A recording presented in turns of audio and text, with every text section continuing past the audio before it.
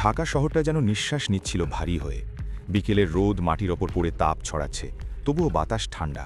অদ্ভুত এক নিস্তব্ধতা চারপাশে। মিরপুর, ফার্মগেট, পল্টন সব জায়গাতেই মানুষ থেমে গেছে যেন হঠাৎ। কারণ আজ ফিরছে এক লাশ, যে লাশের সঙ্গে ফিরছে এক জাতির আত্মসম্মান। একটি সাদা গাড়ি, পেছনে পতাকায় মোড়ানো কফিন, তার চারপাশে মানুষের সমুদ্র। কেউ কান্না করছে, কেউ মাথা নিচু করে দোয়া পড়ছে, কেউ শুধু তাকিয়ে আছে আকাশের দিকে, যেন মনে মনে বলছে, হাদি তুমি যাওনি, তুমি ছড়িয়ে পড়েছ। গুলির শব্দ এখন আর শোনা যায় না, কিন্তু সেই শব্দ যেন বাতাসে খোদাই হয়ে আছে। ঢাকা শহরের প্রতিটি দেয়ালে, প্রতিটি জানালায়, প্রতিটি চোখে একই লেখা, আমরা সবাই হাদি। সেদিন সন্ধ্যায় শহরের বাতাসে ছিল না ভয়, ছিল এক অভূতপূর্ব স্থিরতা। মানুষ বুঝে গিয়েছিল এই মৃত্যু কোনো শেষ নয়, এটা শুরু এক নতুন যুগের, যেখানে স্বাধীনতার সংজ্ঞা আবার লিখবে বাংলাদেশ। সেদিন ইনকিলাব মঞ্চে গুলির শব্দ শোনা গিয়েছিল মাত্র একবার, কিন্তু সেই এক শব্দ যেন পুরো দেশকে চিরে ফেলেছে। ব্যানারের নিচে তখনও লেখা ছিল বাংলাদেশ বাঁচাও আন্দোলন। শরীফ ওসমান হাদি যখন রক্তে ভিজে পড়ে গেলেন, তখন কেউ জানত না এই মুহূর্ত থেকেই বাংলাদেশের রাজনীতিতে একটা অদৃশ্য আগুন জ্বলে উঠবে। কয়েক সেকেন্ডের জন্য নিস্তব্ধ হয়ে গিয়েছিল জনতা। তারপর কারো নির্দেশ ছাড়াই লক্ষ লক্ষ মানুষ ফোন বের করে আলো জ্বালিয়ে দাঁড়িয়ে গেল, অন্ধকারের সাগরের মতো এক মানব ঢেউ। কেউ চিৎকার করে বলল, ওরা একজন হাদিকে মারতে পারে, কিন্তু কোটি হাদিকে থামাতে পারবে না। সেই চিৎকারের মধ্যেই যেন ইতিহাস পুনর্জন্ম নিল। হাদির মৃত্যু কেবল রাজনৈতিক হত্যাকাণ্ড নয়, এটা ছিল এক মানসিক মুক্তি। এক জাতি প্রথমবারের মতো বুঝে গেল ভয়ই ছিল তাদের বন্দিত্বের মূল শিকল, আর হাদি সেই ভয়টা ভেঙে দিয়েছে নিজের রক্ত দিয়ে। আজ বাংলাদেশে কেউ আর রাজনীতিবিদ বলতে চায় না, মানুষ এখন বলে হাদির মতো হতে চাই। এটাই এই মৃত্যুর সবচেয়ে বড় বিজয়। একজন ছাত্র দেয়ালে লিখেছে, হাদি মানে সাহস, হাদি মানে নিজেকে না বিকানো। রিকশাচালক বলে, হাদি আমাদের হয়ে কথা বলেছিল, তাই আমরা ওর। একজন কৃষক জানেন না রাজনীতি, কিন্তু জানেন হাদি ভয় পায়নি। এই এক ভয়হীনতার গল্পই এখন ছড়িয়ে পড়ছে প্রতিটি গ্রামে, প্রতিটি চায়ের দোকানে, প্রতিটি তরুণের হৃদয়ে। হাদি এখন আর কোনো ব্যক্তি নয়, সে এক মানসিকতা, এক অবস্থান। সে বলেছে, বাংলাদেশ কোনো প্রদেশ নয়, বাংলাদেশ একটি স্বপ্ন, যার জন্য আমরা মরব, কিন্তু নত হব না। যে দেশে লাখো মানুষ বলে আমার সন্তান যেন হাদির মতো হয়, সে দেশকে কেউ দখল করতে পারে না, সে জাতিকে কেউ পরাজিত করতে পারে না। হাদির মৃত্যুর পর ভারতের নীতি নির্ধারকদের মুখে চাপা উদ্বেগ।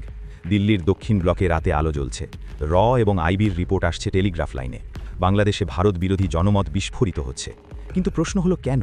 কারণ হাদির মৃত্যুর আগে এদেশের মানুষ ভারতকে কৌশলগত বন্ধু ভাবত, কিন্তু তারা এখন ভারতকে মনে করছে একজন দখলদার, একজন অহংকারী বড় ভাই, যে শুধু নিজের স্বার্থ বোঝে। হাদি প্রকাশ্যে বলেছিল, আমরা ভারতের দয়ার দেশ নই, আমরা নিজেদের রক্তে কেনা স্বাধীন বাংলাদেশ। এই কথাটাই নাকি সহ্য হয়নি দিল্লির করিডোরে। অনেকে বলছে, হাদির গুলির ট্রিগার টেনেছিল বাংলাদেশের কেউ, বরং তার ইঙ্গিত এসেছিল সীমান্তের ওপার থেকে। আর এই গুজব এখন ছড়িয়ে পড়েছে দাবানলের মতো। ভারত হাদিকে ভয় পেয়েছিল, দিল্লির ভয়টাই এখন বাংলাদেশের সাহস। প্রধান উপদেষ্টা ডক্টর মোহাম্মদ ইউনুস তার জীবনের সবচেয়ে কঠিন সময় পার করছেন। অর্থনৈতিক সংস্কার, দুর্নীতি রোধ, সবকিছু এখন ছায়ায় ঢাকা। কারণ সামনে দাঁড়িয়ে আছে এক প্রশ্ন, বাংলাদেশ কি ভারতের ছায়া থেকে বেরোবে? হাদি মৃত্যুর পর জনতার চাপ ভয়াবহ।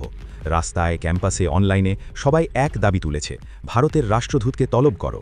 ইউনুস সরকার প্রথমে নীরব ছিল, কিন্তু সাম্প্রতিক সময়ে পররাষ্ট্র উপদেষ্টা একাধিক কড়া মন্তব্য করেছেন। একটি দৃঢ় প্রতীকী ঘোষণা। সারা দেশে যেন বজ্রপাত হলো। মানুষ বলল, অবশেষে বাংলাদেশ সাহসের পথে হাঁটছে। প্রফেসর ইউনুস বারবার বলছেন একই কথা, যার সারাংশ, আমাদের কূটনীতি ভদ্র থাকবে, কিন্তু নত যেন নয়। এই এক লাইনেই যেন হাদির উত্তরাধিকার বেঁচে আছে। কিন্তু ভারতের প্রতিক্রিয়া তাৎক্ষণিক। ভিসা সেন্টার বন্ধ, আগরতলায় কনসুলেটের অতীতে হামলা, নতুন করে আন্দোলন, মিডিয়া প্রপাগান্ডা, সব মিলিয়ে শুরু হয়েছে এক অদৃশ্য ঠান্ডা যুদ্ধ। বাংলাদেশ এখন নতুন এক ভূ রাজনৈতিক মোড়ে দাঁড়িয়ে আছে, যেখানে বন্ধুত্ব আর আধিপত্যের সীমা গুলিয়ে গেছে। হাদির জানাজার দিন রাজধানীর আকাশে যা ঘটেছিল তা শুধু আবেগ নয়, ইতিহাস।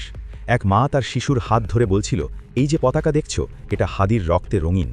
এক বৃদ্ধ বলেছিলেন, আমরা অনেক মিছিল দেখেছি, কিন্তু এমন মিছিল দেখিনি যেখানে কান্না আর গর্ব মিশে যায়। ঢাকার রাস্তায় পোস্টার, হাদি মরে গেছে এটা ভেবো না, সে এখন প্রতিটি বুকের ধ্বনি। ক্যাম্পাসের দেয়ালে দেয়ালে স্লোগান, ভয় মরে গেছে, বাংলাদেশ জেগে উঠেছে। হাদির মৃত্যু এখন একটি আন্দোলনের নাম। এটা আর কোনো দলের আন্দোলন নয়, এটা এক জাতির আত্মসম্মানের পুনর্জাগরণ।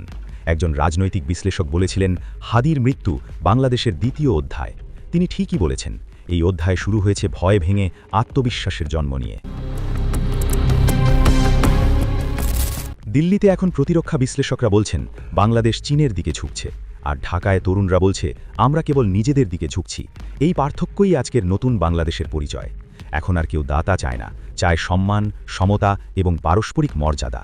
ভারত ভাবছে কিভাবে প্রভাব ফেরানো যায়, কিন্তু বাংলাদেশ ভাবছে কিভাবে স্বাধীনতা বাঁচিয়ে ভবিষ্যৎ করা যায়। একটি দেশে ভয় হারিয়ে গেলে তার বিরুদ্ধে ষড়যন্ত্র করা সবচেয়ে কঠিন কাজ। আজ বাংলাদেশের মানুষ বিশ্বাস করতে শুরু করেছে আমরা একবার স্বাধীন হয়েছি পাকিস্তানের কাছ থেকে, এবার স্বাধীন হব ভারতের ছায়া থেকে।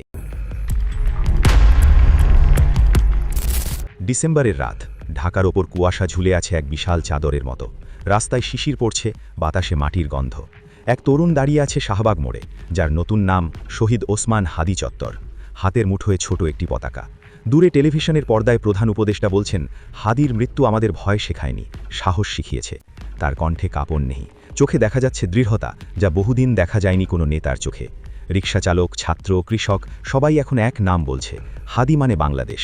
ঢাকার আকাশে ধীরে ধীরে উঠছে একটি পতাকা। শীতের হাওয়ায় তা কাঁপছে, কিন্তু নিচে দাঁড়িয়ে থাকা মানুষগুলো থরথর করছে গর্বে। এক বৃদ্ধ ফিসফিস করে বলল, হাদি গেছে, কিন্তু তার সাহস বেঁচে আছে আমাদের রক্তে। দূরে আজানের সুর ভেসে আসে, আর আকাশে মিলিয়ে যায় এক অদৃশ্য প্রতিজ্ঞা, বাংলাদেশ আর কখনো ভয় পাবে না। যে দেশে লাখো মানুষ হাদি হতে চায়, সে দেশকে কেউ আর বশ মানাতে পারবে না। ওসমান হাদির শেষ হয়নি, নতুন করে জন্ম হয়েছে কেবল। যতদিন এই মাটিতে শিশির পড়বে, ততদিন মানুষ ফিসফিস করে বলবে, হাদি মারা যায়নি, বাংলাদেশই এখন হাদি।